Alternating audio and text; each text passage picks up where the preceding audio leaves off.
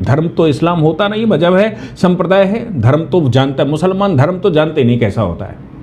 वो केवल और केवल संप्रदाय के आधार पर चलता है कि वो ये कह गए थे, कि वो कह गए थे, कि वो आए थे, वो आसमान से आए थे, वो जमीन से आए थे, वो लटक के आए थे, वो पटक के आए थे। ऐसी कुछ बातें अनर्गल कहानियां बताया करता है और उसी के आधार पर बताता नहीं तुम दो जन्म में जाओगे, हम जन्नत में जाएंगे। इन लड़कियों को पहले डेविएट किया गया, फिर अपने ही कार्यालय में जो पर्सनल केबिन है उसमें नमाज पढ़ना सिखाया जाता है। फिर जब वो नमाज पढ़ना सीख लेती हैं, कहते तुम्हारा प्रमोशन हो जाएगा, तुम्हारा प्रमोशन हो जाएगा, कंपनी में सफलता हो जाएगी। और चूंकि टीम लीडर है इसलिए जो प्रोजेक्ट बनाओगे वो खुद उसको खराब कर देता है, कहता है तुम हिंदू हो, तुम इस संप्रदाय को मानते हो, इस भगवान को मानते हो, इसलिए खराब हो गया। तुम जरा एक बार नमाज पढ़कर देखो, तुम्हारा प्रोजेक्ट सही हो जाएगा। चूंकि वो टीम लीडर है, वो उसको प्रोजेक्ट को सही और खराब करना भी जानता है। इस मामले में जब लड़कियों को यह एहसास हुआ कि फाइनली ये कन्वर्ट करने पर हैं, तो कुछ लड़कियां बाद में आई जिन्होंने हिंदुत्व का कोई के बारे में उनको अंदाजा था, उनको आइडिया था कि केरला स्टोरी टाइम मूवीज देखकर उनको पता लग गया था क्या चल रहा है यहां पर। तब उन लड़कियों ने विरोध किया। बाकी लड़कियों को भी उन्होंने कहा कि भाई ये तो देखो ऐसा है। वो लड़कियां उन बाकी लड़कियों को जो नमाज पढ़ने लगी थी उनको कन्विंस करने में सफल हो गई। जब उनको सब कन्विंस करने में वो सफल हो गई, तब ये सारी गईं और इन्होंने एफआईआर दर्ज करवाई। उसमें एक लड़का भी है जिसको कन्वर्ट करने की कोशिश की जा रही थी। जब एफआईआर हुई, चूंकि महाराष्ट्र में सरकार इस समय भारतीय जनता पार्टी की है, कर्नाटक का विषय होता तो ये दब गया होता, केरल का विषय होता तो होता ही नहीं, तमिलनाडु का होता तो नहीं होता, बंगाल में होता तो उल्टा मुकदमा हो जाता। लेकिन अच्छा ये था कि महाराष्ट्र, मुंबई का मैटर है, मुकदमा हुआ।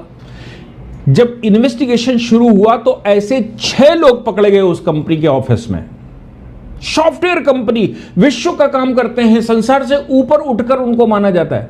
ऐसे 6 मुस्लिम डिक्टेटर्स पाए गए, इंस्ट्रक्टर्स पाए गए जो ये सब कर रहे थे।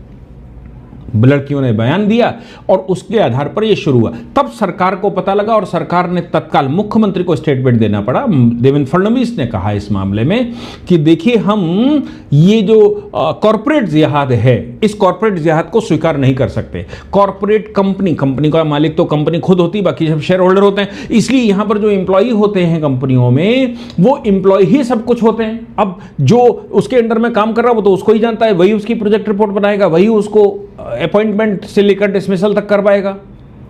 तो ऐसी परिस्थिति में महाराष्ट्र की सरकार को स्टेटमेंट देना पड़ा। पुलिस ने एक एसआईटी बनाई है, उस पर इन्वेस्टिगेशन शुरू हुआ है, एफआईआर दर्ज हो गई है, गिरफ्तारियां हो गई हैं, कोर्ट में प्रेजेंट हो गए। और कोर्ट में जब प्रेजेंट किया गया इन 6 लोगों को, तो कोर्ट ने 2 दिन की रिमांड भी दी है कि भाई पता करो ये अंदर से क्या कर रहे हैं, ये कैसा खेल चल रहा है। उन लड़कियों को बुर्का पहनाना, उन लड़कियों को अपने परिवार से मिलवाना, उन लड़कियों को हिंदुइज्म से बाहर निकालना, उन लड़कियों को भगवान के नाम पर हेट पैदा करवाना। और ये पढ़ा लिखा वर्ग है। लोग कहते हैं कि मुसलमान इसलिए पिछड़ा है क्योंकि वो पढ़ा नहीं, ये तो बहुत पढ़ा लिखा वर्ग है। आप सोचिए कि उनके मिनिस्टर राणे को स्टेटमेंट देना पड़ा कि कॉर्पोरेट जिहाद है, हम कॉर्पोरेट जिहाद नहीं चलने देंगे और पूरे महाराष्ट्र में इस पर इन्वेस्टिगेशन करेंगे। मैं समझता हूं कि ये सब कुछ अभी जिस स्थिति में है, जो चल रहा है, वो कैसे निपटेगा ये आप और हम तय करेंगे। ये हमको आपको बताना है, किसी और को नहीं बताना है। ये हमें अपने बच्चों को सिखाना है, ये हमें अपने बच्चों को कन्विंस करना है, ये हमें अपने बच्चों को मॉडिफाई करना है, उनको ये बातें बतानी पड़ेंगी। जो लोग भी कहते हैं नहीं नहीं छोटे बच्चे को क्यों बताएं, मैं मेरे बेटे को सब कुछ बताता हूं, एक एक चीज बताता हूं, किससे क्या किसका इंटेंशन रहता है। वो कविता भी करता है और स्कूल की टीचरें कह देती हैं उस कविता में कि इसमें से रामकृष्ण हटाओ, तो बेटा मेरा उस समय कह देता है कि नहीं नहीं अभी तो हटा देंगे मैम, ठीक है, लेकिन जिस समय फाइनल गाने जाता उसमें कहता जरूर है। मैं प्रिंसिपल से और उनके स्कूल में लड़कर आया, मैंने कहा ये क्या है, मैं बोल के आ रहा हूँ। क्लास में कुछ मुसलमान बच्चे हैं, वो अपनी झुंड बनाए रहते हैं, कहते हैं हिंदू बेकार होता है। मेरा बेटा अकेला अपने दोस्तों को मिलाकर बात करता है। बाकी छोटे बच्चे हैं, बाकी उनके पेरेंट्स से कहो तो कहते हैं छोटा बच्चा है, अभी इसको ये सिखाना ठीक नहीं है, अभी इसको ये बताना ठीक नहीं है, अभी ये बिगड़ जाएगा और ये सब सांप्रदायिक हो जाएगा, संप्रदाय उसके दिमाग। अरे भाई ये बताना पड़ेगा कि शाहजहां ने अपने ही बेटे की आंखें फोड़वाकर टंगवा दिया था। ये बताना पड़ेगा कि औरंगजेब ने अपने ही बाप को गिरफ्तार कर लिया था। ये बताना पड़ेगा कि औरंगजेब ने अपनी ही मां नूरजहां को कैद कर लिया था। ये बताना पड़ेगा कि अकबर ने अपने ही गुरु की हत्या करके उसकी पत्नी के साथ निकाह कर लिया था। ये गुण अवगुण बताने पड़ेंगे। ये मेंटलिटी क्या है, ये आपको अपने बच्चों को बतानी पड़ेगी, तब हम बचा पाएंगे। नहीं तो ऐसी कंपनियां कन्वर्जन का खेल खेल रहे हैं, वो मस्जिद से इंस्ट्रक्शन लेकर आते हैं, उसका भी पैसा मिलता है, कन्वर्जन का भी पैसा मिलता है, शादी करने का भी पैसा मिलता है, नौकरी का भी पैसा मिल रहा है, और अल्लाह के यहां उनको जन्नत भी मिलेगी। ये सब बताते हैं वो।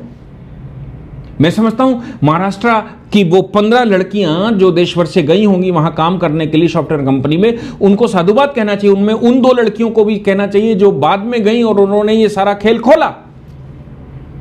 ये वो होंगी जो हमारे जैसे पेरेंट्स की बच्चियां होंगी जिनको शुरू से समझाया गया होगा कि ये देखो ये है, बाकी तो सब हो ही रहा था। आप इस पर क्या कमेंट करते हैं, आपको क्या लगता है, मुझे लिखकर जरूर बताइएगा नीचे।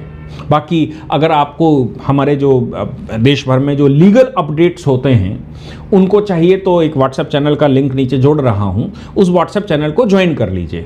उस पर हम कोशिश करेंगे कि जो वीडियोस आते हैं, जो लेक्चर्स आते हैं, उनका जो मतलब उसमें से जो काट पीट कर करते हैं, कोई सूचना है तो वो उस पर शेयर की जा सके, जिसको मेरी टीम को लगे ये ऑथेंटिकेटेड है, इसमें कोई घोलमाल नहीं है। बाकी तो व्हाट्सएप यूनिवर्सिटी पे और बाकी जगह क्या चल रहा है ये तो हम सब जानते हैं, लेकिन कोशिश करेंगे कि उस पर सिर्फ वो न्यूज़ आए जो हमारी टीम वेरीफाई कर ले। जय हिंद, जय भारत, वंदे मातरम।